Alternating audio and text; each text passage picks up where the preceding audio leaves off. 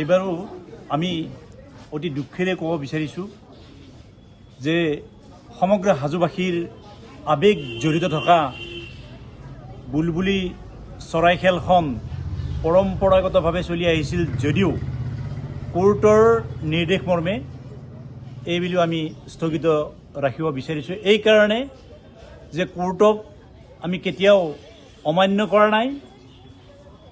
আমি 2015 চনৰ পৰা 24লৈকে বন্ধ ৰাখিছিলোঁ কোৰ্টৰ আমি আদেশ মানি, কিন্তু 24 চনত আমি পুনৰ খেলিছিলোঁ যদিও 25ত আকৌ কোৰ্টৰ নিৰ্দেশ মৰ্মে বন্ধ ৰাখিছিলোঁ। কিন্তু এইবুলি আকৌ যিহেতু লিখিতভাৱে নিৰ্দেশ এতিয়া আহিছে, গতিকে সেইকাৰণে এইবুলি আমি বন্ধ ৰাখিলোঁ। কিন্তু এইটো ঠিক যে এইটো যিহেতু হয়গ্ৰীৱ মাধৱৰ ধৰ্মভিত্তিক খেল, আমাৰ লোকবিশ্বাস অনুসৰি হয়গ্ৰীৱ মাধৱে দুমাহীৰ দিনা খেলখন চাই, গতিকে আমি অনাগত দিনত এই খেলখন অনুষ্ঠিত কৰিব পাৰিম। এইকাৰণে যে অসমৰ মাননীয় মুখ্যমন্ত্ৰী ডক্টৰ হিমন্ত বিশ্ব শৰ্মা ডাঙৰীয়া সম্পূৰ্ণ আগ্ৰহী এই খেলখন অনুষ্ঠিত কৰাত।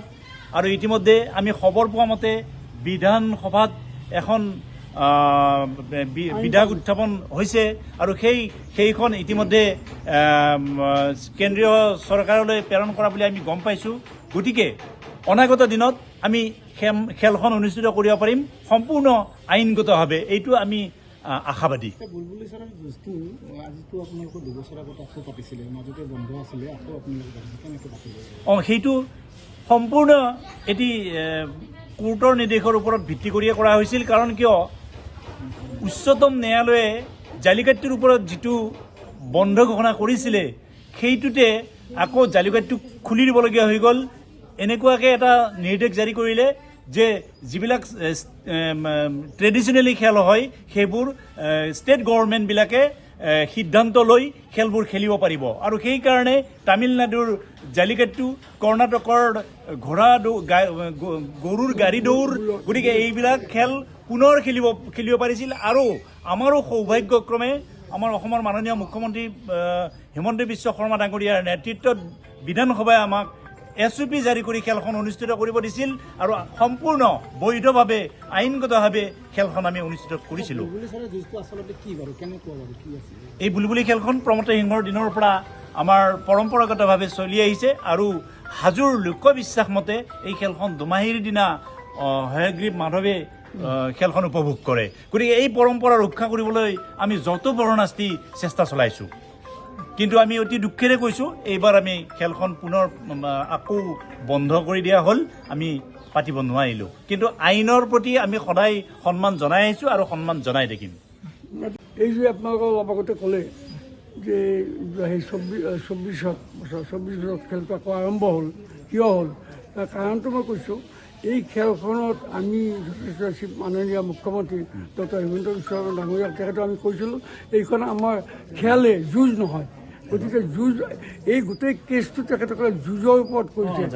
ক্ৰিমিনেল এক্ট এখন আছে, নেচাৰেল যিটো মানে আমাৰ এনিমেলবিলাকৰ ওপৰত ক্ৰিমিনেল এক্ট যিখন আছে, cruelty to the criminal act 1972, সেই এক্টখনক এমেণ্ড কৰি পেলাই কিছুমান আমাৰ প্ৰকৃতিপ্ৰেমীয়ে এই বস্তুটো কিছুমান অতিৰঞ্জিতও কৰিছে, কৰি পেলাই দিয়াৰ ফলত এই কেছ, এই আমাৰ এই বুলবুলি চৰাই যিটো তেওঁলোকে যুঁজ বুলি কৈছে, আমি যিটো খেল বুলি কওঁ, সেই খেলটো মানে বন্ধ হৈছিলে।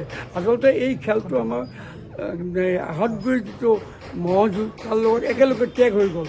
টেগ হৈ যোৱাৰ কাৰণে আহতগুৰিৰ যিটো কেছ সেইটোৰ লগত আমাৰ কোনো সম্পৰ্ক নাই। আমাৰ এইটো ধৰ্মীয় ভিত্তিৰ খেল আৰু ইয়াত দুটা চৰাই কলৰ টুকুৰা লৈ খেলে, আনন্দ কৰে।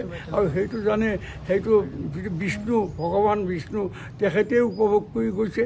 আৰু আহোম ৰজাসকলে এইটোক আৰু বিশেষকৈ বেছি আপ্ৰায়িত কৰি তেওঁলোকে আগলৈকে লৈ গৈছে।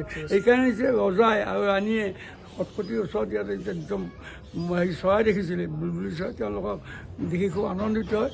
ৰজাবিলাকক মাতি আনি কৈছে আমি এই বুলবুলি, সেই আহোম ৰজাৰ দিনৰ পৰা যি খেল আজিলৈকে চলি আছে, সেই খেলটোক কোনেও মানে আজিলৈকে মুখিমুখি কৰাটো সম্ভৱ নহয় বুলি মই ভাবিছোঁ। আৰু যিহেতুকে স্বয়ং বিষ্ণুৱে আগত থাকি খেলখন খেলে, সেইফালৰ পৰা নিখুঁত স্বয়ং আমাৰ মাননীয় মুখ্যমন্ত্ৰী ডক্টৰ হিমন্ত বিশ্ব শৰ্মা তেওঁ নিজেই খেলখনলৈ আমি আমন্ত্ৰণ কৰিছোঁ যে আপুনি এবাৰ চাওক, আহক, চাই পেলাই খেলখন চাই পেলাই আপুনি কমেণ্ট কৰিব।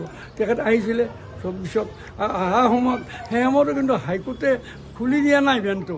হাইকোৰ্টে এটা তেতিয়া কৈছিলে যে এইটো ষ্টেট গভৰ্ণমেণ্টে তেওঁলোকে কিছুমান SOP দি পেলাই খেলখন চাওক, যদি ঠিকেই থাকে তেতিয়াহ'লে এই বস্তুটো খেল হ'ব। কিন্তু এই বস্তুটো আমাৰতো ঠিকেই আছিলে। আমাৰ SOP যেনেকৈ কৰিব লাগে ভেটেনেৰী ডাক্তৰৰ পৰা আৰম্ভ কৰি যেনেকৈ চিফ মিনিষ্টাৰ যেনেকৈ যিধৰণৰ ইনষ্ট্ৰাকশ্যন আমি সেইমতে কৰিলোঁ। কিন্তু আহত গৈ যিটো SOP আছিল সেই তেওঁলোকে যিধৰণে দিছিল তাত তেওঁলোকে অলপ